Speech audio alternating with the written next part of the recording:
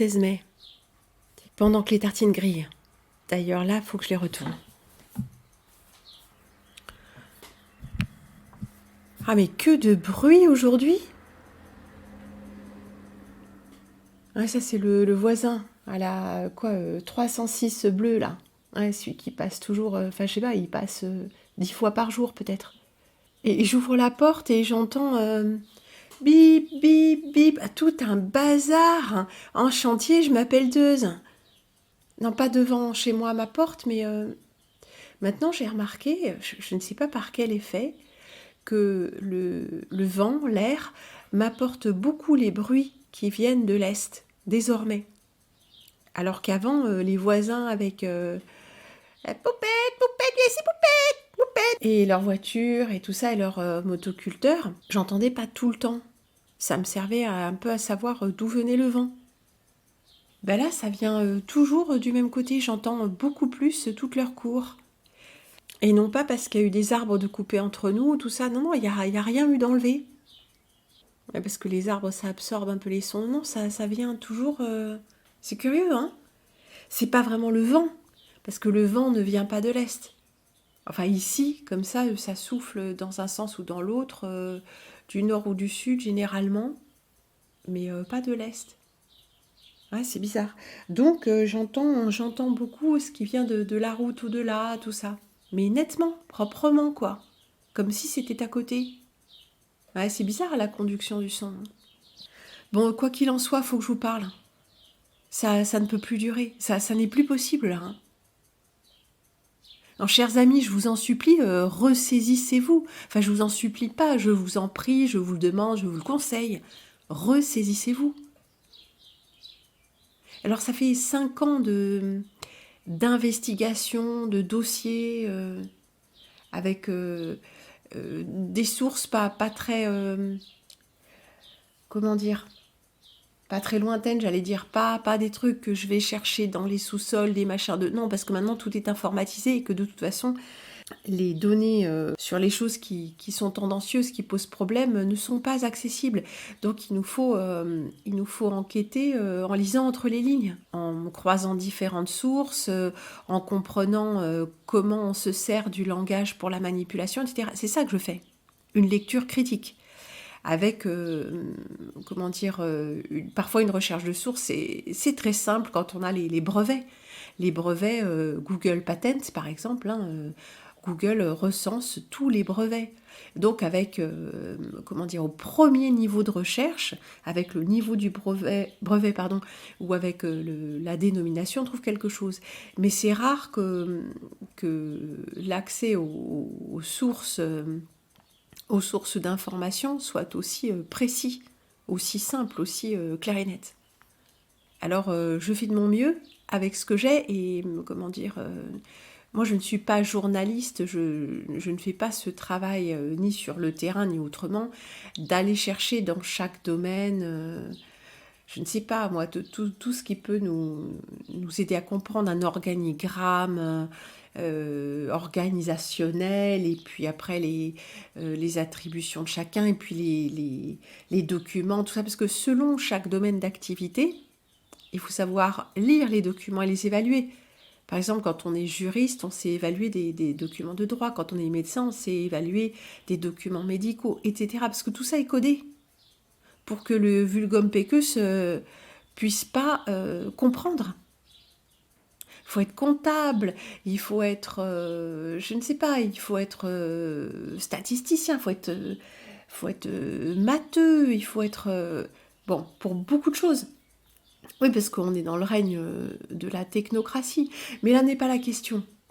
Quand on n'est pas tout ça, il faut redoubler de vigilance et lire au moins les articles qui nous sont délivrés au grand public, vous savez, la masse dont on conforme la pensée, et voir, ne pas lire au premier degré, au premier niveau, mais s'élever de plusieurs degrés et lire de façon critique, lire entre les lignes, repérer quel type de mots sont employés, qu'est-ce qu'on nous dit, qu'est-ce qu'on ne nous dit pas. Par exemple, Wikipédia, c'est très intéressant, parce que quand vous ne connaissez pas un sujet, ça a l'air bien fait, comme toujours. Ah, c'est bien fait, hein. Ah, dis donc, c'est bien fait cet article.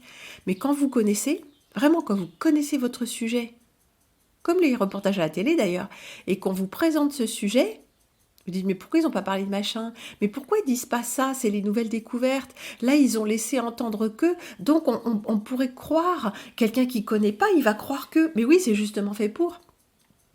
Et Wikipédia, pour le peu que j'arrive à démêler, quand j'ai des informations pas toujours affirmatives sur un sujet, mais qui contredisent Wikipédia, quand j'ai des informations qu'il faut, elle aussi, lire un peu entre les lignes et décrypter, et sur un sujet précis, on voit que on a un peu de son de cloche.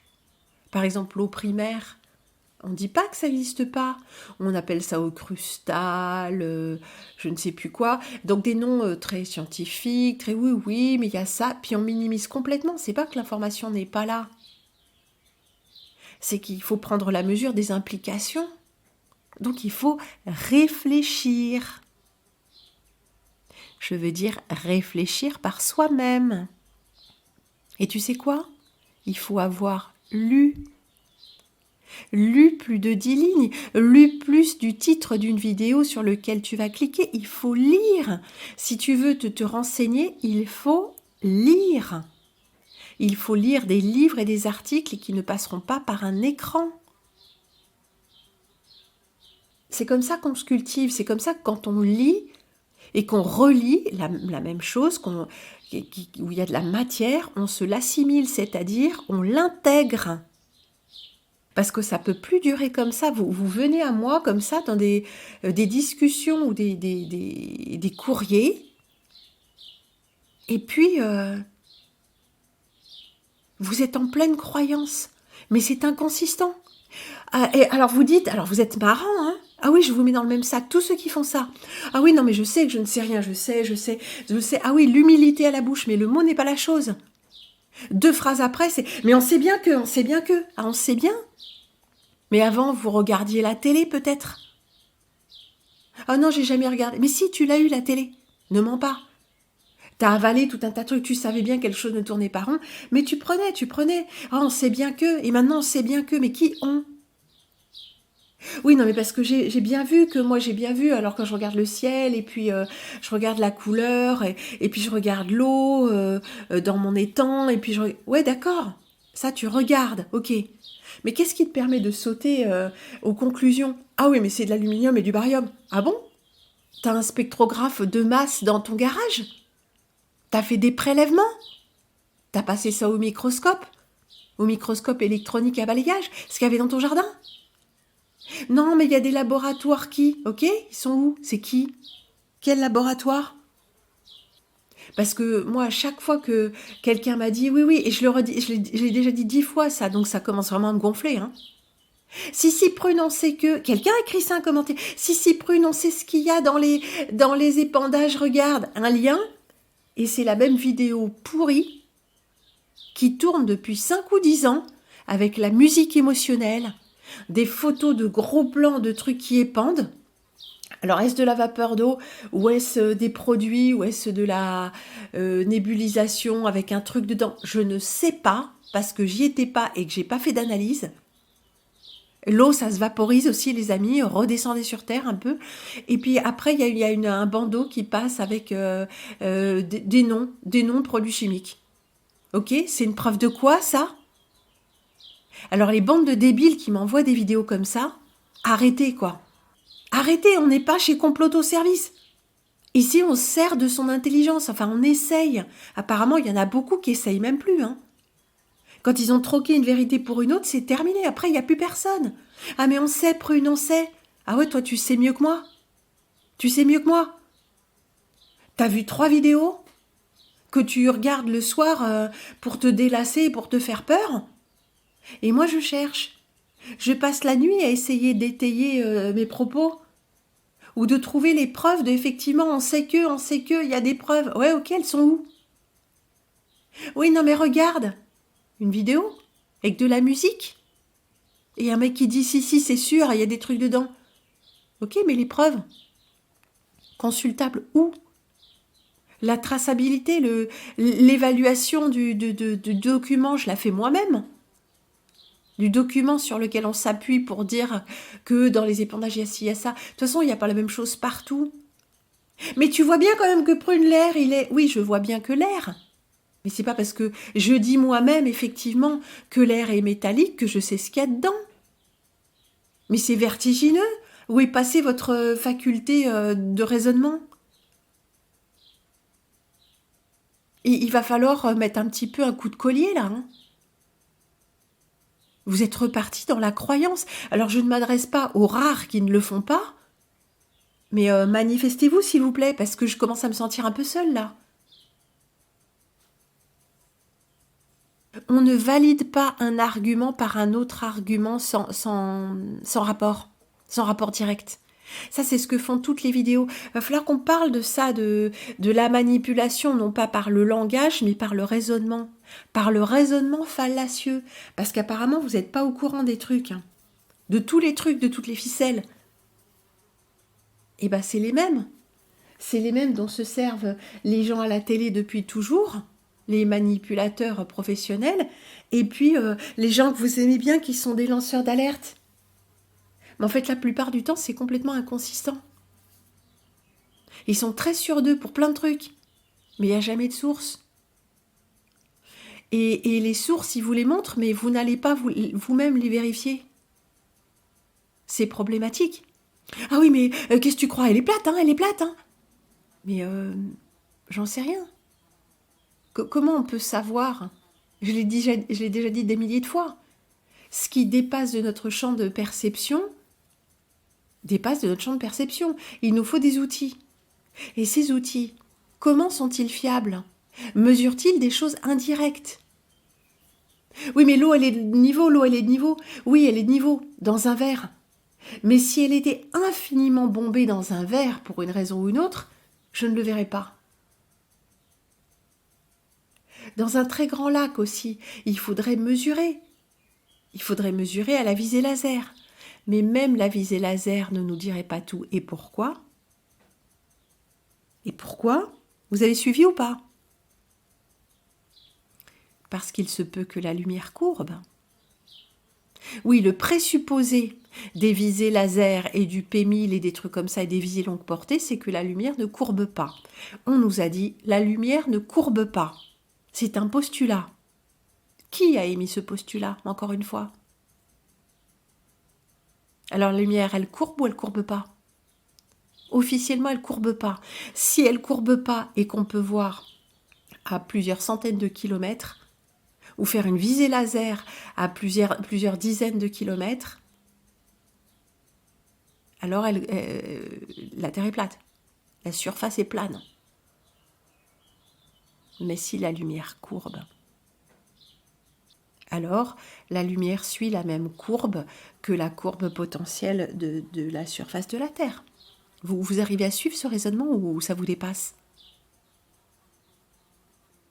Je l'ai dit des milliers de fois. Ce raisonnement-là. Mais ça s'applique à tout. Parce que maintenant, en ce qui concerne la lumière, ils ont modifié leur scénario. Oui, la lumière courbe à cause de la gravitation. Alors la gravitation, ça, on sait que c'est une connerie. C'est une invention qui sert à tout fourguer. Ok. Mais une fois qu'on sait que ça, c'est l'invention du franc-maçon Newton, à qui on a mis un marché dans la main, et qui est devenu après sœur, et même ministre. Bien. D'accord, donc la gravitation, c'est bidon. Mais ça n'invalide pas de facto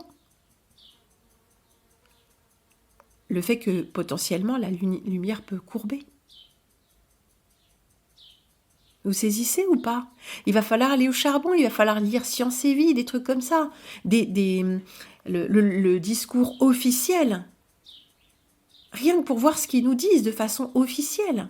Et c'est pas parce que c'est le discours officiel que tout est faux. Une partie est fausse. Laquelle? Le problème, c'est que vous comptez sur des gens très éloquents pour vous le dire. Alors vous déposez le cerveau sur la table et vous écoutez. Mais c'est pas possible, je me suis jamais adressée à des gens comme ça. Alors pourquoi ça se fait qu'il y en a de plus en plus qui m'écoutent et qui m'envoient des trucs du niveau zéro? Non mais si prononcé, regarde, qui m'envoient des trucs. Ah, le facteur.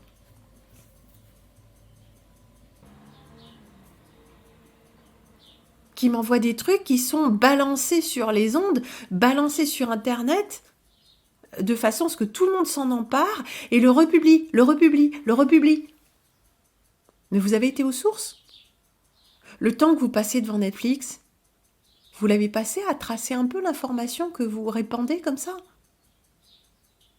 Non, mais avec une dissidence pareille, les contrôleurs n'ont pas besoin de s'inquiéter, hein.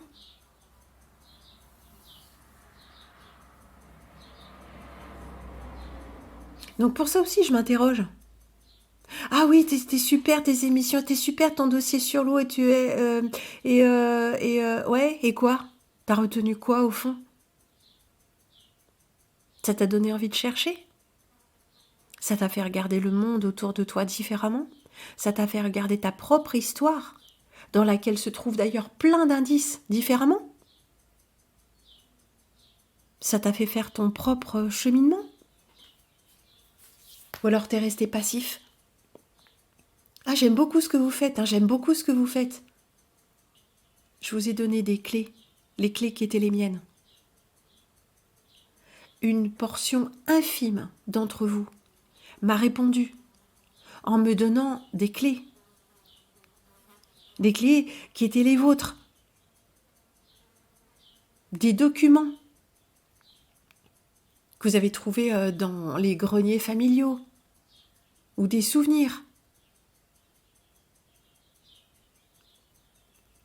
des anecdotes de votre vie professionnelle qui apportent une pierre à l'édifice, qui apportent de l'eau au moulin, qui apportent de l'eau au moulin de la réflexion. C'est-à-dire qu'il y en a certains d'entre vous, très rares bien sûr, qui ont fait leur chemin personnel.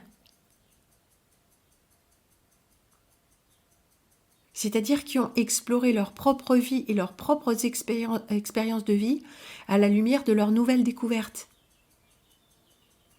Et qui ont apporté les pièces de puzzle à leur histoire. Mais leur histoire plus consciente devient notre histoire plus consciente. Seulement pour ceux qui cherchent, bien sûr. C'est pour ça que ce monde devient vraiment à deux vitesses. Mais ne faites pas l'erreur de croire que parce que vous écoutez des vidéos de gens que vous trouvez très réveillés ou très pertinents dans leur façon de sonner l'alerte ou de dénoncer ci ou dénoncer ça, que vous êtes exempté de votre propre travail. Là, si tu n'es pas au centre, la programmation mentale est au centre de ton être. Chacun doit être au centre de sa propre sphère de conscience. Parce que c'est ça qu'ils veulent, un mental délocalisé. Si tu n'es pas au centre de ta propre sphère de la conscience, alors c'est vide. Et si c'est vide, crois-moi, ça ne va pas rester vide longtemps. Alors tu crois que tu as viré tous les... tous les médias dominants, tous les médias du pouvoir? Mais si tu as remplacé ça par de la dissidence, estampillé dissidence, mais c'est du pareil au même. Sauf qu'en plus, tu as l'impression de t'être réveillé. On n'est jamais réveillé que quand on se réveille soi-même. Jour après jour, on cherche par soi-même. On continue à garder les yeux ouverts et on essaye de faire les liens entre les choses qu'on sait et les indices qui sont semés le long de notre chemin. C'est-à-dire le long de ton chemin à toi, dans ta journée sur le chantier, dans ta journée au bureau, dans ta journée au magasin, dans ta journée au champ, dans ta journée chez toi, mais pas devant l'écran. C'est un côté intoxicant. On croit que vraiment tout le monde est là. L'écran du smartphone, l'écran de l'ordinateur. C'est un leurre. Et on sort dans la vie, et puis c'est pas aussi spectaculaire. Le ciel qu'on voit en vrai au-dessus de la tête, il n'est pas aussi spectaculaire que les photos les plus extraordinaires que je vous ai envoyées. Là, si je photographie ce qu'il y a aujourd'hui, ce ne sera pas extraordinaire. Il y a des espèces de petits nuages vraiment douteux, tout petits. Et le ciel est d'une couleur bleue très claire, pas pure, pas propre, mais personne n'y voit que du feu quand on regarde comme ça. Et si je prends une photo, vu l'incidence des rayons, j'expliquerai ça un jour, hein, mais ça peut créer des couleurs. Optiquement, ça crée des couleurs qui ne sont pas celles qu'on voit à l'œil nu. Selon si je me mets face au soleil, à 90 degrés ou à 180 degrés. Donc ça peut être très, très trompeur. Mais là, ce que je vois, c'est pas du tout spectaculaire. Mais si je regarde bien, la couleur de la lumière, la qualité de la lumière, l'ambiance en 2 mots, l'intensité de la lumière, la couleur du ciel, je sais qu'il y a un truc qui ne va pas. Je ne peux pas le prouver d'une photo. Je ne peux pas le prouver d'un document unique. Je ne peux pas le prouver par mes dires. Je ne peux que continuer à observer. Et c'est d'ailleurs cette impression qui m'a mis sur la piste. Le jour où j'ai émis comme ça que j'avais l'impression que la lumière était blanche, que la couleur du ciel n'était pas assez dorée pour la saison, etc. Et quelqu'un m'a répondu, oui, le soleil est devenu plus blanc ces dernières années. Alors, plusieurs personnes ont réagi après. J'ai fait cette émission Soleil blanc à la suite de cette remarque que j'avais dû faire dans un édito. Et j'ai eu plein de témoignages, des gens qui disaient que les quelques dernières années, ou depuis 10 ans, ou depuis 15 ans, ou que depuis qu'on... Enfin, c'était plus le même que quand on était petite. Et la fille qui m'a dit ça avait mon âge. Bien sûr, dans la cour d'école, ou l'été, ou les couchers de soleil le soir, sur la galerie, là où on regardait dans les collines du Mâconnais. Non, bien sûr, c'est plus du tout la même lumière. Mais pour ça, il aurait fallu prendre des photos avec un support qui ne s'altère pas. Et une technique toujours la même. Vous voyez bien que c'est pas possible. Parce que même les photos qu'on aurait prises à l'époque, eh bien, la température de couleur, c'est-à-dire la dominante, c'est pas vraiment ça. Mais sur les photos, la conséquence de la température de couleur, c'est la dominante de couleur qu'on aurait sur les photos. Elle dépendait de l'émulsion, c'est-à-dire du type de pellicule qu'on utilisait. Il était connu que Fuji était chaud et Kodak était froid. Légèrement, bien sûr, légèrement. Pour les pellicules lumière du jour, hein, s'entend. Je ne parle pas de... En plus, des pellicules techniques faites pour les lumières artificielles, chaudes ou froides. Et puis, la pellicule s'altère avec le temps. Si on avait pris des photos dans les années 70, vous imaginez, non seulement la pellicule, mais aussi les tirages, parce que c'est de la chimie, tout ça, ça s'altère. Même bien conservé.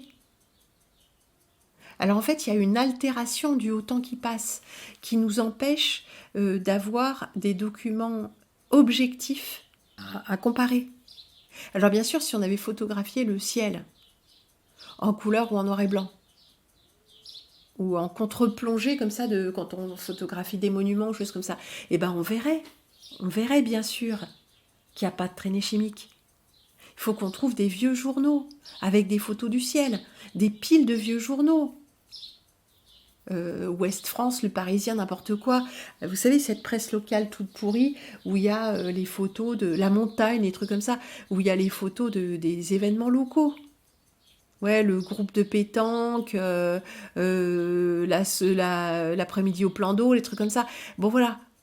Le carnaval, l'inauguration du nouveau Leclerc. Bon, c'est pris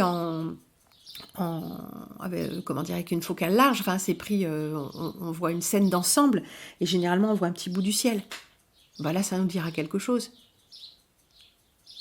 Parce que sur la presse locale, ils peuvent pas tout enlever. Peut-être qu'ils en enlèvent un peu. Oh, c'est pas beau, la fête, un beau ciel bleu. Mais je suis pas sûre qu'ils enlèvent tout maintenant, parce que c'est la nouvelle réalité. Donc là, on peut vérifier. Effectivement, on peut vérifier. Mais c'est tout. On peut vérifier des choses comme ça, mais la température de la couleur, c'est du subtil. C'est comme notre voix qui s'altère, qui devient de plus en plus enrouée depuis 5 ans. Mais est-ce qu'on a des enregistrements Nous tous, on a des enregistrements d'il y a 5 ans dans les mêmes conditions. Là, il est question de subtil. Et comme il est question de subtil, notre esprit est tout à fait facilement manipulé, puisque c'est très subjectif, le subtil. En fait, c'est pas subjectif, mais les outils que nous avons pour mesurer le subtil sont des outils subtils. Donc c'est moins flagrant. Mais il y a cette photographe qui dit que je sais pas, en 20 ans, on a perdu 3 diaphes. Les diaphes, je vous ai expliqué, c'est l'ouverture du diaphragme dans un appareil photo. C'est exactement comme la pupille. Quand il n'y a pas assez de lumière, elle s'ouvre. Quand il y a beaucoup de lumière, elle se ferme. Et bien, un diaphragme, c'est ça.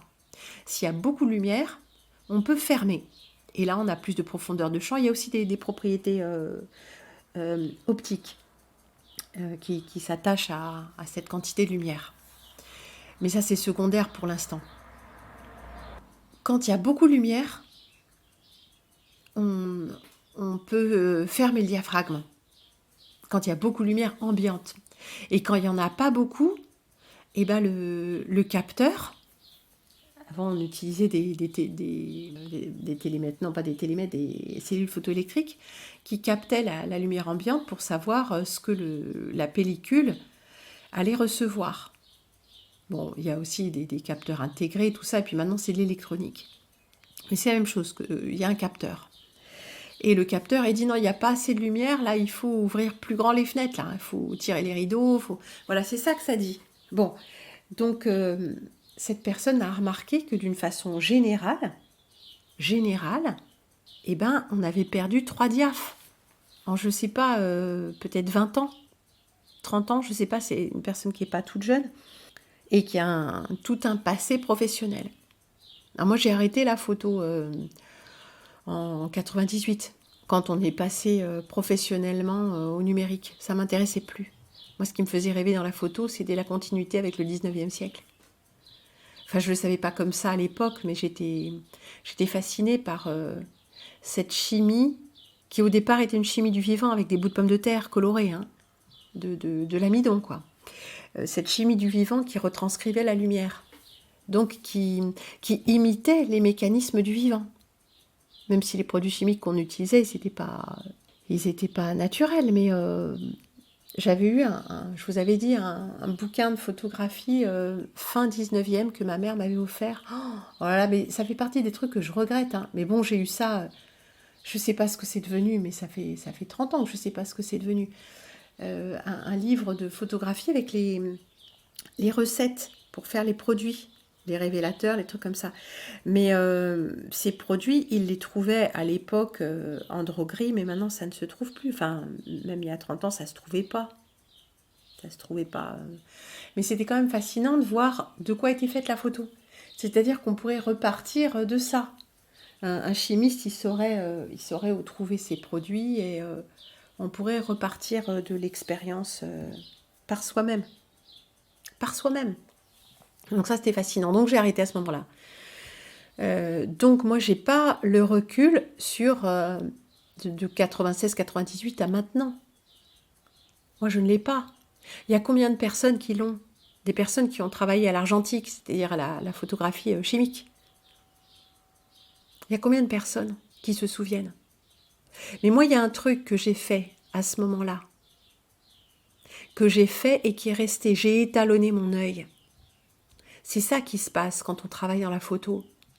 La photo de studio, un peu lumière du jour. La lumière du jour, c'est beaucoup plus facile. Après, c'est plus facile, mais disons, quand on travaille en studio, on doit maîtriser impérativement la température de couleur, c'est-à-dire la dominante de couleur de la lumière qu'on va employer. J'ai parlé de ça beaucoup de fois, hein. Les différents types de couleurs donnent des dominantes différentes sur à l'époque, les émulsions. Et il y avait des tableaux comme ça qui étaient publiés avec les différentes émulsions sur une même source lumineuse, des comparatifs. Donc moi, je les étudiais. Je les lisais, ces trucs-là. Même avant d'être assistante photographe, quand j'avais 15-16 ans. J'allais à la Fnac, ils avaient un très grand rayon de photos, où on trouvait les produits, trucs comme ça. Bon, alors moi, j'ai jamais développé de couleur, hein, je le répète toujours, mais je m'y intéressais, c'était trop technique. On ne peut pas faire vraiment ça à la maison, ça coûte trop cher. Puis mes parents m'avaient dit, non, là, il faut savoir s'arrêter. Puis ça prend de la place. Moi, je faisais ça dans la salle de bain, donc il n'y aurait pas eu la place. Je faisais du noir et blanc. Avec le noir et blanc, on étalonne son œil pour ce qui est de l'intensité lumineuse. Donc ce que je disais, les diaphes. Mais pas la température de couleur. Mais j'en faisais quand même de la couleur, c'est juste que je développais pas moi-même. Et puis après, au studio photo, eh bien, il a fallu apprendre vraiment très finement à jouer avec ces différentes températures de couleur pour obtenir le résultat qu'on voulait. Donc, comme on prend des mesures, il y avait un truc qui s'appelait le thermocolorimètre, hein. Moi, j'en voulais un. Bah ouais, comme les gamins, ils veulent des trucs. J'en aurais pas vraiment eu l'usage, mais j'étais fascinée. Le thermocolorimètre mesure la température de couleur de la lumière. C'est-à-dire que là, je vais dans le jardin et tiens, ça me donne une idée, ça. Et j'utilise mon thermocolorimètre. Et je vois combien on est. Et je pense qu'on est vraiment haut, quoi. On est pas loin de 5000 Kelvin. 4005 peut-être. Mais avant, la lumière du jour, c'était pas du 4005, 5000. 5000, c'est de la lumière de studio. Je disais qu'on n'a pas de mesure objective, mais si, on en a une. Bien sûr, on en a une, on en a certainement plusieurs, mais il existe le thermocolorimètre qui peut nous mettre sur la piste. Mais il aurait fallu faire des mesures par soi-même de la lumière du jour il y a 10 et 20 ans. Mais ça doit pouvoir se trouver parce que les gens qui faisaient des shootings en extérieur, ils utilisaient certainement leur thermocolorimètre aussi. Bah, si la lumière est trop blanche, par exemple, et qu'on veut vraiment un effet printanier, lumière dorée, et bah, ça n'ira pas. Donc on met un petit filtre. Bah oui, on triche, mais la photo, c'est que ça. Bah, la photo commerciale, en tout cas, c'est que ça. Pour avoir l'effet qu'on veut, mais même les portraits, trucs comme ça. L'important n'est pas le véridique. L'important, c'est de restituer quelque chose qu'on a dans la tête. Comme la peinture. On restitue quelque chose de véridique en partie et on ajoute une composante artistique ou créative, un peu plus flatteuse, on va dire. En tout cas, avec ce thermocolorimètre, on mesure. Donc, vous comprenez bien que votre œil et votre cerveau, votre complexe œil-cerveau, c'est en soi un thermocolorimètre, sauf qu'il n'est pas étalonné et qui ne produit pas sur un écran plasma LED, truc comme ça, une valeur objective. Comme le thermocolorimètre. Clic-clac, bip, bip, bip, 4500, bip, bip, bip, 3005. Non. Mais quand on fait ça, vous comprenez bien que votre œil finit par s'étalonner. Il voit bien quand la lumière est un peu jaunâtre, ou fin de journée, ou truc comme ça, on est à 3007. Et puis au studio, avec la boîte à lumière, on est à 5000.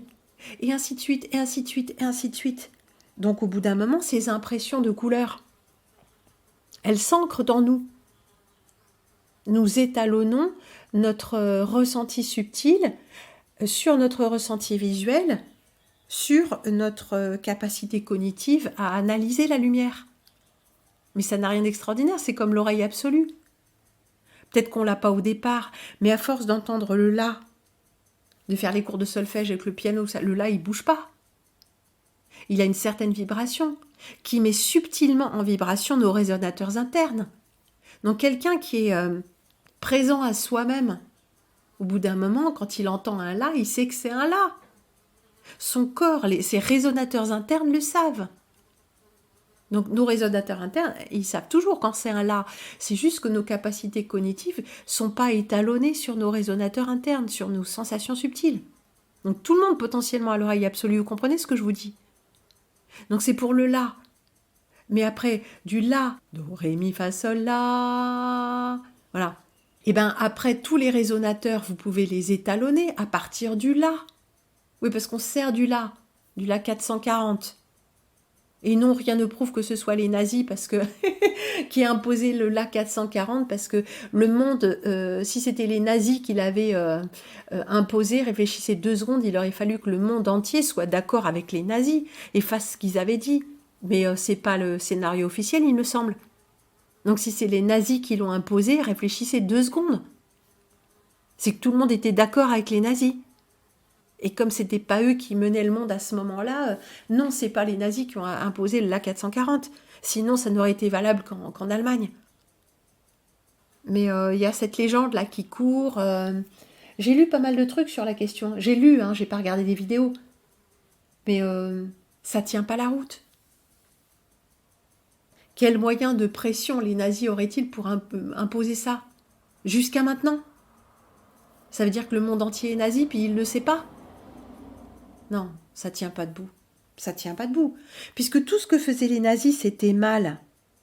Donc s'ils disent, on prend l'A440 comme référence de hauteur tonale, et ben le monde entier dit, ah non, certainement pas. 439 peut-être, 452, mais pas 440, puisque c'est les nazis qui l'ont dit. N'importe quoi. Hein. Non mais n'importe quoi. Ah bah c'est pas difficile de mettre un complotiste à la petite semaine au pied du mur. Hein. Non, c'est pas difficile, je vous assure. Les tenants de l'ordre établi n'ont aucune difficulté, hein, puisque personne ne réfléchit. Mais là où j'en étais, c'était que quand on s'étalonne, on étalonne son œil ou son oreille. En fait, nous avons des perceptions. Il suffit que nous soyons conscients de nos perceptions. Alors après, on peut vérifier avec un appareillage objectif. Mais moi, par exemple, je sais très bien que mon œil était étalonné pour la lumière. Et comment je le sais? Parce que en faisant de la photo, même avant d'être photographe de studio, hein, quand j'étais dehors avec mon appareil photo, j'avais une cellule photoélectrique dans mon appareil, donc avec un petit plus, un petit moins et un zéro. Vous savez, une aiguille. Ça, c'est un truc très simple. Je ne sais pas comment ça marche, ce système-là, mais c'est bien. Donc, j'enlevais le cache, des trucs comme ça, je braquais et puis je voyais. Là, ça me disait, et je mettais, par exemple, je mettais l'ouverture du diaphragme 5-6, et puis ça me disait, oui, c'est bien, ou non, c'est trop ouvert, il y a beaucoup de lumière, ou bien, non, il n'y a pas assez de lumière, il faut rouvrir plus. Bon, au début, on fait ça, c'est la cellule qui vous le dit. Et puis au bout d'un moment, on dit, ah, on va aller faire les photos, là. Tiens, mets-toi là devant l'arbre, c'est joli. Et à force, bah, j'étais jeune, donc ça va vite, hein, puis j'en faisais beaucoup. Sinon, beaucoup de photos, du moins, je regardais. Je visais plus que je ne photographiais, puisque c'était des 36 poses et que ça coûtait un bras à l'achat et au développement. Et après, au tirage. Donc, ouais, je faisais des planches contact, je ne faisais pas tirer toutes mes photos. Je choisissais sur planche contact, comme les pros. Bien, donc, je dis, va te mettre devant l'arbre, voilà. Voilà, moi, je dis diaphragme 8, là, il y a beaucoup de photos, mais c'est vrai qu'il y a beaucoup de lumière, je veux dire. Beaucoup de photos, ouais. Photos, lumière. Mais si on se met sous l'ombre, à l'ombre, là, non, là, il faudra 2,5. Et je regardais, et je tombais juste. Oui, parce qu'à force, on s'étalonne. Donc, je tombais juste, tout le temps. J'avais pas besoin de la cellule photoélectrique pour me dire la quantité de lumière qu'il y avait dans l'air. Je le savais. Donc pour la couleur, c'est pareil.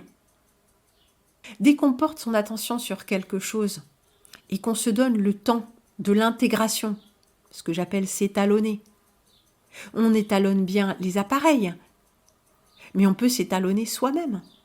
Et au bout d'un moment, on sait. Quand on arrive... Bon, là, les flashs, on ne peut pas trop savoir parce que c'est trop rapide, tout ça, mais les flashs, c'est toujours une lumière très froide, sauf si on met des filtres devant pour réchauffer la lumière, mais on sait. La lumière est en studio, on sait. Il suffit d'avoir, vérifié une première fois, ou de toute façon, les fabricants vous le disent. Ben oui, c'est le principe, les fabricants disent quelle température de couleur correspond à à telle lampe, à tel flash, à tel... Bon, donc là, il n'y a pas de surprise, c'est déjà étalonné en usine. Mais en lumière du jour, ou en lumière mixte, quand on mélange plusieurs sources, ou lumière du jour plus flash, trucs comme ça, là, on peut avoir besoin d'étalonner, si on veut vraiment maîtriser complètement la température de couleur. Donc il y a un moment, on sait, on regarde et on sait. Et moi, je vois bien. Je vois bien, quand j'arrive à voir le soleil derrière les nuages et tout ça, je vois à quel type de lumière studio, donc à quel type de colorimétrie il correspond. Maintenant. Et cet étonnement que j'ai à voir cette couleur-là, c'est que je me souviens très bien que mes impressions lumineuses et colorimétriques n'étaient pas les mêmes il y a ne serait-ce que 5 ans. Alors je ne saurais pas dire quand, parce que il est vrai que c'est pas forcément là-dessus que j'avais porté mon attention. Donc entre le moment de mon enfance et il y a 5 ans, je ne saurais pas dire si le soleil a pâli et dans quelle proportion, et si c'était progressif ou exponentiel, mais je dirais exponentiel. Parce qu'il n'y a pas si longtemps, il y a 10 ans, il y a 8 ans, j'ai eu des belles expériences dans mes voyages de voir la nature. Et qu'est-ce qui est beau dans la nature? Bah, le photographe en moi le sait, c'est la lumière. Je veux dire, dans un paysage, le paysage peut être très beau, mais l'impression que vous aurez, ce sera dû à la lumière. Bah, s'il fait moche, vous trouvez tout moche. S'il y a une belle lumière dorée et une grande pureté de l'air, alors les choses du vivant deviennent beaucoup plus brillantes. Choses qu'elles ne sont plus maintenant. Et je me souviens avoir eu des impressions visuelles de la lumière très belles, il n'y a pas si longtemps. Mais disons pas plus de 5 ans. Pas moins, je veux dire, pas moins de 5 ans. Là, ça s'est dégradé à vitesse grand V.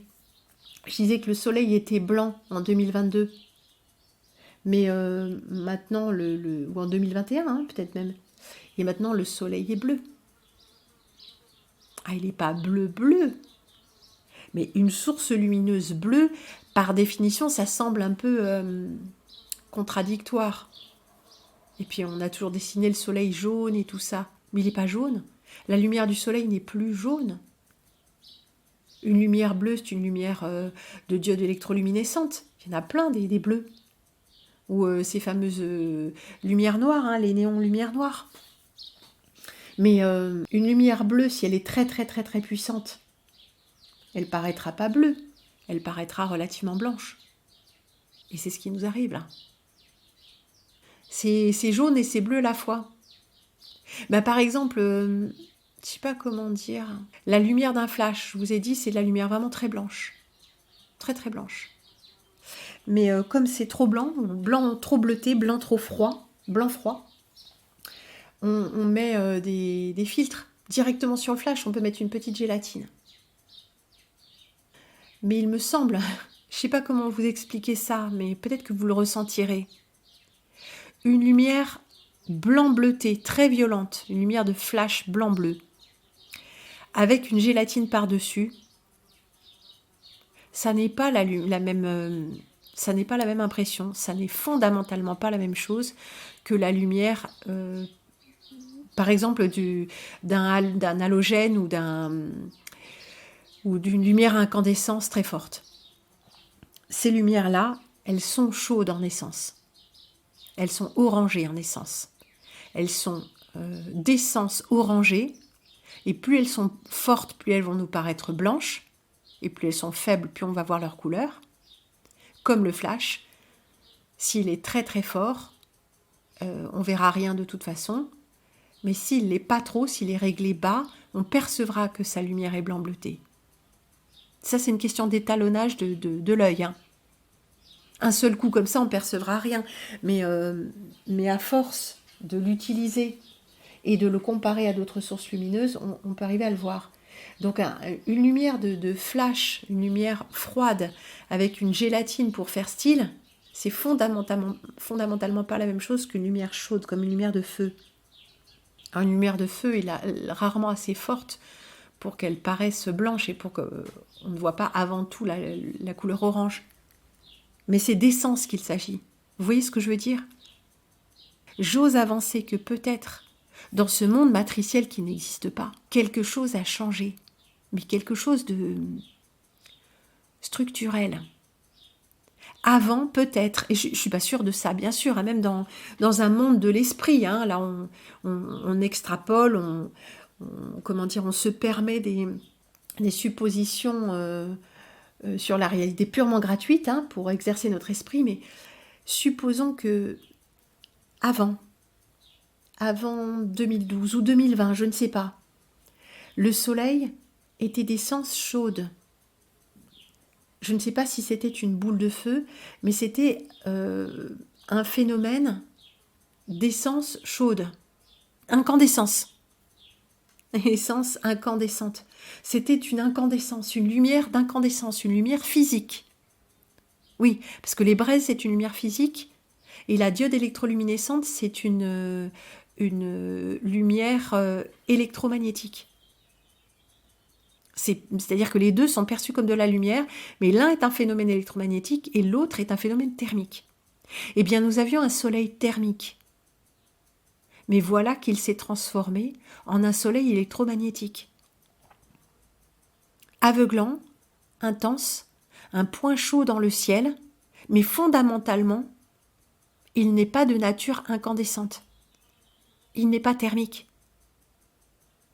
Oui, quelqu'un nous a dit, si, les diodes électroluminescentes peuvent chauffer. Ah, mais c'est intéressant ça. C'est très intéressant. Non, ça, ce n'est qu'une supposition gratuite et abracadabrante sur la réalité. En voici une autre. Le soleil a toujours été un phénomène électromagnétique. Donc une lumière électrique et non pas physique, thermique. Mais sa température de couleur est en train de monter. Sa valeur Kelvin est en train de monter, très doucement d'abord et puis de façon exponentielle. Comme de façon exponentielle, en disons 20 ans, les diodes électroluminescentes dans les maisons étaient complètement marginales sur les appareils, les appaillages et les électriciens comme mon petit ami de l'époque qui font preuve d'originalité en mettant, je sais pas quoi, de la basse tension, des trucs. Et puis maintenant, c'est partout. Et c'est partout parce que c'est obligatoire, dans les maisons et à l'extérieur. Sur les voitures, dans les phares, partout. Tout est devenu diode électroluminescente. Électroluminescente. Phénomène électromagnétique. Électromagnétique, magnéto-électrique. Oui, parce que les deux vont toujours ensemble. Le soleil est un phénomène électromagnétique.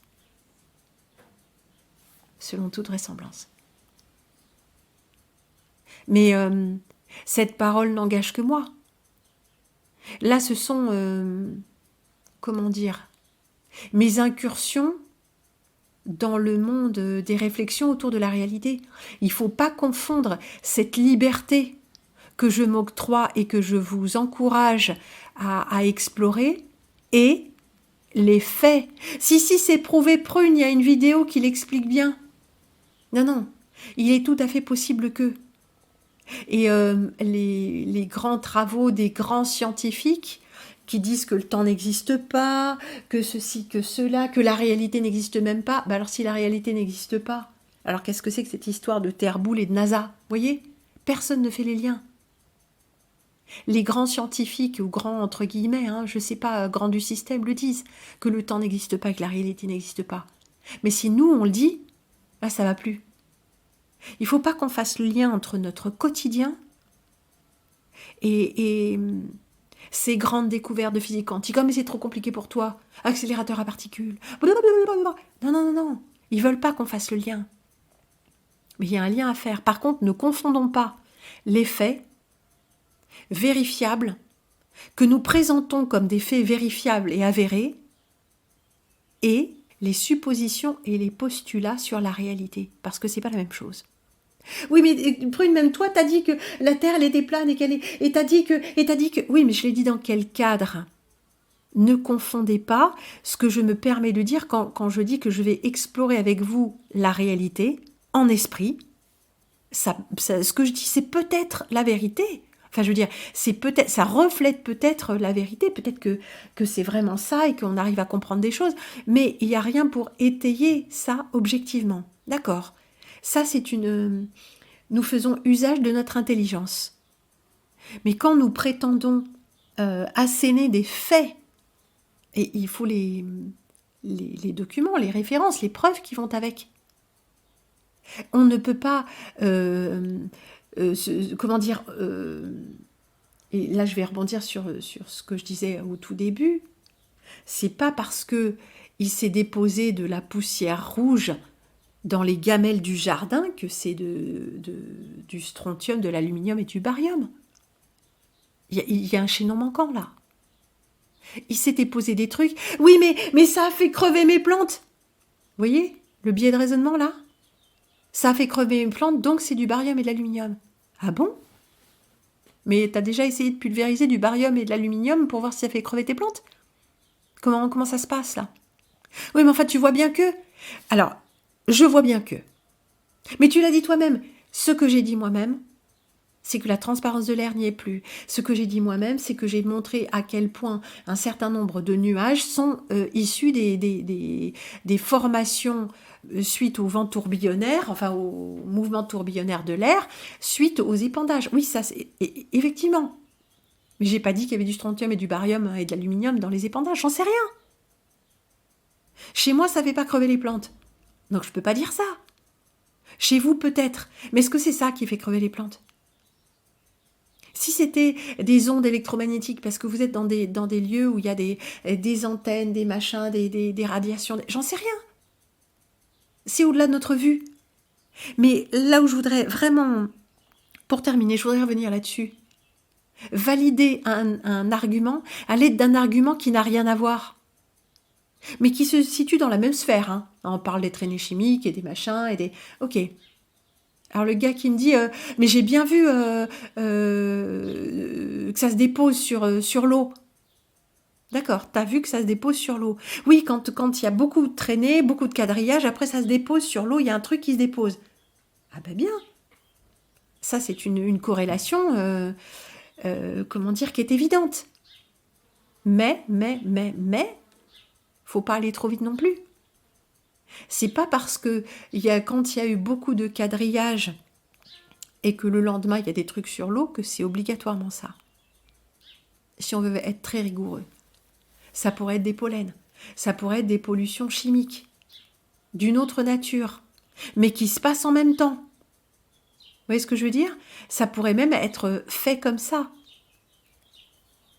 Il y a des largages, mettons des largages terrestres, par canon, comme on a vu ça, hein, de poussière ou de je ne sais trop quoi, les mêmes jours qu'il y a les épandages.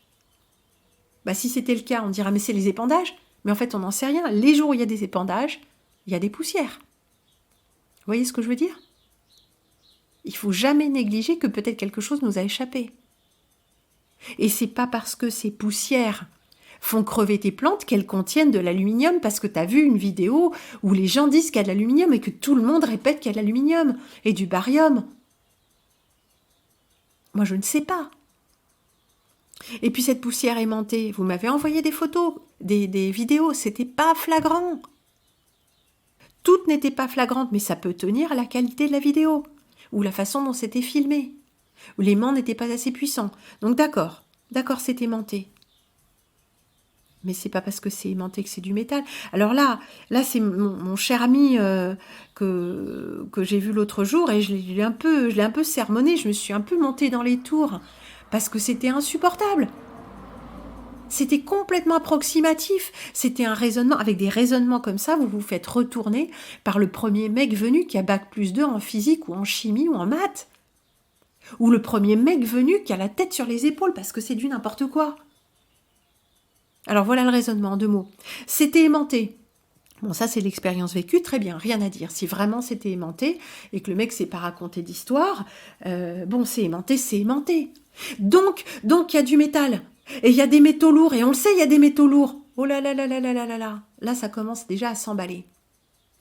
Métaux lourds. Métaux lourds. Il y a des métaux lourds dans les épandages. Bon, comment tu le sais? Parce qu'une vidéo te l'a dit. Ok, d'accord. Il y a des métaux lourds dans les épandages. Pourquoi pas? Mais ça, c'est pas avéré. Bien, ensuite, métaux lourds. Qu'est-ce qu'on appelle métaux lourds? Le plomb, le mercure, les trucs comme ça? Ok. Ils sont aimantés, ces métaux-là? Pas que je sache. Donc, dans la tête, c'était une vraie salade. Métaux lourds. Poudre aimantée, donc métallique. Alors là, je me suis dit, mais c'est pas possible. J'en ai déjà parlé des milliers de fois. J'ai fait des émissions spécifiques sur le sujet. Alors que je sache, les métaux lourds ne sont pas aimantés. Tout métal n'est pas aimanté, ce sont les métaux ferreux qui sont aimantés. Donc le fer. Et quelques autres métaux. Tous les métaux ne sont pas aimantés. Bien, donc métaux lourds. Là, c'est comme si les mots étaient devenus des talismans. Métaux lourds. Lourd, ah, c'est mal, hein, c'est mal. Hein. Métaux, donc égale métal, donc égale aimantation. Mais là c'est la machine qui s'emballe, mais c'est exactement ce que veulent nos maîtres. Ça, c'est du conditionnement mental. C'est pas de la réflexion. Oui, mais j'ai bien vu que c'était aimanté. Oui, mais l'un n'entraîne pas l'autre. T'as vu que c'était aimanté, c'est un fait. On t'a dit qu'il y avait des métaux lourds dans les épandages. Ça, c'est pas un fait. Puisqu'il n'y a pas assez de preuves concrètes pour l'étayer. Et puis, métaux lourds ne veut pas dire fer. Donc, c'était une salade mentale. Et il a fallu de nouveau que j'intervienne avec mon scalpel. D'accord, ta poudre est aimantée. Ok, ça dit une chose, c'est que ta poudre est aimantée. Ça ne dit pas qu'elle contient des métaux lourds, puisque les métaux lourds ne sont pas aimantés. Alors elle en contient peut-être aussi, mais c'est pas l'aimantation qui le prouve. Bon, ensuite, n'ayant pas passé au spectromètre de masse cette poudre, on ne sait pas de quoi elle est faite. Bon, on sait juste qu'elle est aimantée, elle réagit à l'aimantation. Donc, alors il était tout emmerdé. Bah, métaux lourds, qu'est-ce que t'appelles métaux lourds? C'est pas aimanté les métaux lourds. Ah, mais quand même c'est du métal puisque c'est aimanté. Bah, qu'est-ce que t'appelles métal? C'est le fer qui est aimanté, n'est-ce pas? Oui, bah voilà, il y a du fer. Eh, pas forcément. Attends, le truc après, c'était... Ah oui, il y a du graphène, il y a de l'oxyde de graphène, parce que l'oxyde de graphène, c'est un métal qui est aimanté. Alors là, j'ai dû dire stop. Là, la moutarde m'est montée au nez. Non mais, les amis, un peu de sérieux. Remettez vos pensées en ordre. Retournez à l'école, là. Retournez à votre propre école. Retournez bosser un petit peu. Faites fonctionner les méninges. Ça va devenir urgent. Le graphène est une construction, si tant est que ce soit vrai, hein, mais a priori oui, mais une construction moléculaire, une structuration à l'échelle moléculaire ouais, on va voir ceux qui suivent, du carbone. Ok, le carbone, c'est un métal? Et ne me dites pas qu'il y a du métal dans le carbone est un élément. Vous savez ce que c'est qu'un élément? C'est quelque chose que l'on ne peut pas réduire en éléments plus petits. Le tableau périodique des éléments, le carbone. Vous savez, de masse atomique 6. Ouais, 6, ouais.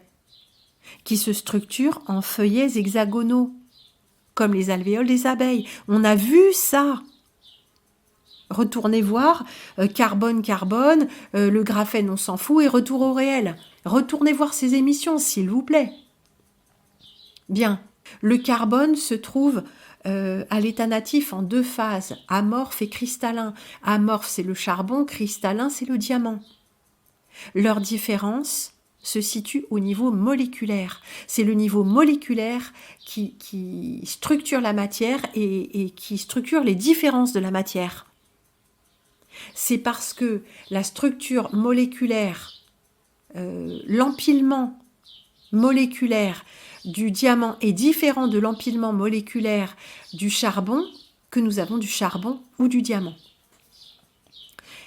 et des feuillets amorphes, à partir des feuillets amorphes du graphite, c'est-à-dire en gros du charbon élément natif, quoi, on fabrique un tiers état du carbone, fabriqué artificiellement, qui est appelé scientifiquement fullerène, ou, vous vous en souvenez, nanotube. Nanotube. De nano, échelle nanométrique, donc moléculaire, et tube, parce que ça a la forme de tube ou de sphère. Parce qu'en enlevant des liaisons à l'échelle moléculaire, on referme l'espace sur lui-même, je vous ai dit, comme quand on fait un patron en couture. Le tissu est plat et pour qu'il emboîte le corps, on fait des pinces, c'est-à-dire qu'on enlève, là pas des sections, mais des morceaux. On enlève des morceaux en triangle et ça emboîte le corps. Et c'est comme ça qu'on referme l'espace sur lui-même.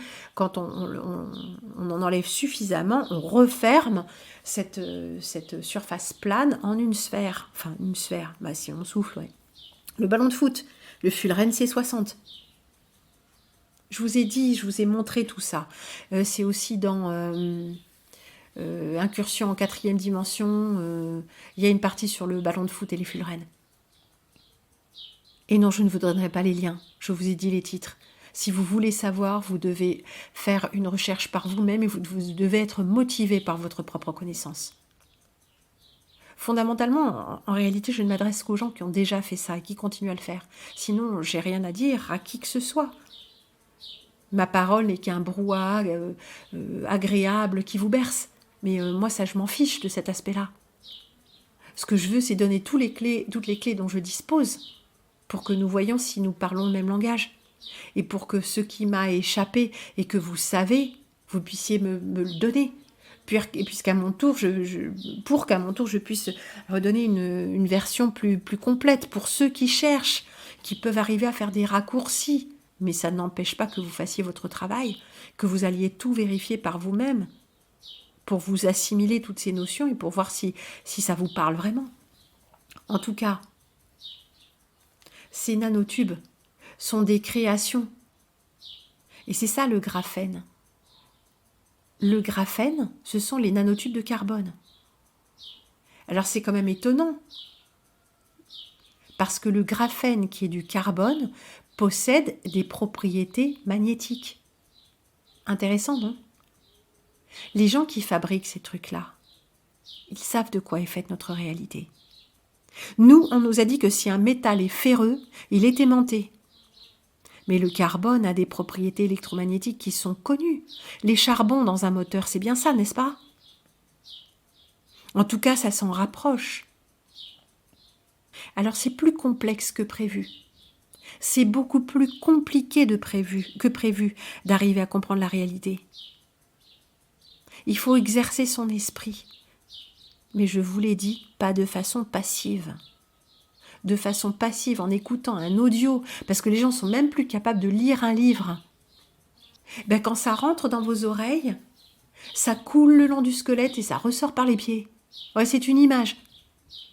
Mais quand vous lisez, il y a les mouvements oculaires, il y a les mouvements musculaires des yeux, qui entraînent les mouvements musculaires de vos méninges. Non, je sais, c'est aussi une image. Mais il y a le fait de tenir le livre, il y a le fait de tenir une posture pour lire, il y a le fait de tourner les pages dans un sens et puis dans l'autre si on veut revenir sur un passage. Il n'y a pas que des romans qu'on peut lire. Je vous conseille, tiens, pour vous cultiver, version archi-officielle, mais qui vous fera peut-être tiquer sur certains points ou qui vous donnera quelques éléments de compréhension, justement parce que c'est la version officielle, Guerres et paix chez les atomes, guerre au pluriel, et paix chez les atomes. Ça doit être traduit de l'américain, vous chercherez, je connais pas l'auteur, mais vous chercherez ça sur Internet. Ce sont des anecdotes d'un scientifique. C'est pas toujours ardu, hein, ça peut être intéressant, mais il faut lire. Il faut lire, les amis, c'est urgent. Ces vidéos-là, elles sont engrammées. Dès qu'il y a la musique, vous ne vous rendez même pas compte du nombre de vidéos qui ne sont même pas fabriquées par des humains. Et les vidéos qui sont fabriquées par des humains, mais qui ne sont même pas au centre de leur propre esprit, c'est pareil. Entre une intelligence artificielle et quelqu'un qui est formaté mentalement, réfléchissez bien. Réfléchissez vraiment bien. Et vous m'expliquerez la différence que vous avez trouvée. Le monde est en train de changer, mais très subtilement. Sur Internet, les vidéos qu'on trouve, dont le texte est dit par une IA, qui a l'air d'avoir une vraie voix, avec une personnalité. Parce que c'est des gens qui ont enregistré ça. Et après, c'est étalonné, on en parlait. Et automatisé. Mais ils fabriquent même des visages. Cette personne n'existe pas. Cherchez sur Internet. Cette personne n'existe pas. Vous serez surpris. Alors la seule chose à faire maintenant, c'est d'éteindre l'écran et d'aller à la recherche des bouquins. Ouais, d'accord, par Internet, sur le site de la FNAC. Ok, d'accord, un peu d'écran pour ça. Ok, d'accord. D'occasion, parce que les livres sont chers. Mais d'occasion, ou chez le bouquiniste, mais en faisant une recherche systématique, vous trouverez des livres sur les questions qui nous intéressent. Je n'ai pas dit la question qui vous explique par A plus B en quoi les traînées chimiques contiennent du barium et de l'aluminium, mais des livres autour de la chimie, des livres autour des enjeux géopolitiques, des livres autour d'eux, parce que les seules informations valables que vous allez trouver, ce sont des informations qui sont distillées au compte-gouttes et qui filtrent, qu'ils ne peuvent pas s'empêcher de nous donner, même à leur insu. Un tout petit exemple, pour terminer, justement issu de Guerres et Paix chez les atomes. Il y a une grande blague depuis longtemps chez les chimistes. C'est le solvant universel, le produit qui dissoudrait tout. Et à chaque fois on trouve, mais on finit par trouver quelque chose qui résiste. Donc jamais on trouve. Et c'est le Graal des chimistes, le solvant universel. Et un jour, l'élève, il vient voir son professeur ou son chef de labo. Professeur, j'ai enfin trouvé le solvant universel et c'est du fluor. Le fluor, vous ne le savez sans doute pas, mais et je le sais aussi parce que j'ai lu ce bouquin, mais le fluor ne se trouve pas à l'état natif dans la nature. Natif, c'est-à-dire pur. Il est trop corrosif. Il est toujours recombiné à autre chose. Toujours. Combiné à un autre élément. Bien.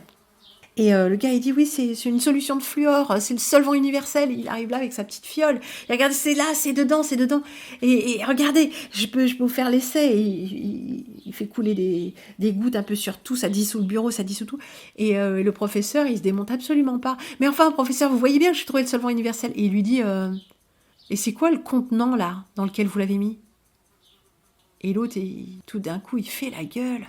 Et son enthousiasme retombe. Bien sûr, c'est la chute. Alors, pour les chimistes, il n'y a pas besoin d'expliquer. Le contenant.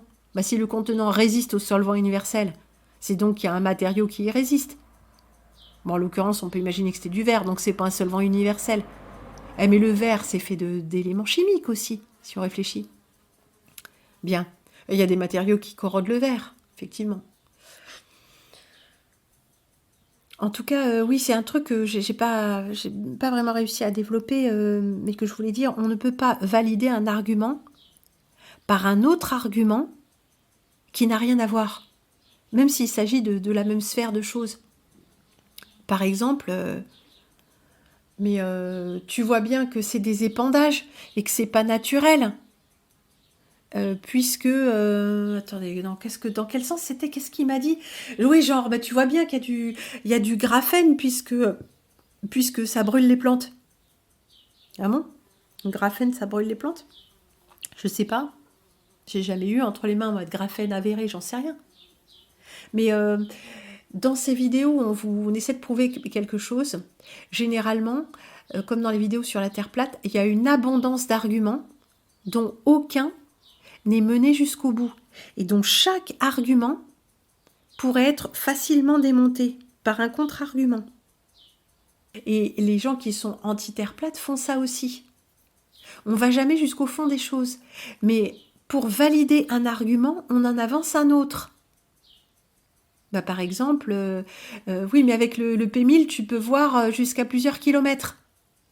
Oui, lui ai-je dit, mais si la lumière courbe, alors ça veut dire que ce qu'on voit comme étant plat, eh ben, en fait, c'est que la lumière courbe, donc on voit derrière. Ben, la lumière, c'est ce qui nous permet de voir. Donc sans perception, sans lumière, pas de perception, on peut dire. Donc si la lumière courbe, non, ben, ça veut dire que possiblement c'est rond. Et que la lumière suit la courbe. Oui, mais l'eau, elle est de niveau. Et l'eau, elle est de niveau venait au secours de l'argument oui, mais le P1000, on peut voir à plusieurs milliers de kilomètres. Oui, mais on ne peut pas valider l'argument du P1000 par le fait que l'eau est de niveau. L'eau est de niveau et le P1000 permet de voir à des milliers de kilomètres. Vous comprenez, c'est deux choses différentes. Et chaque argument peut être démonté en restant sur l'argument. On ne peut pas passer à l'argument suivant parce que l'argument A a été invalidé, alors on va le valider par l'argument B qui lui-même peut être invalidé.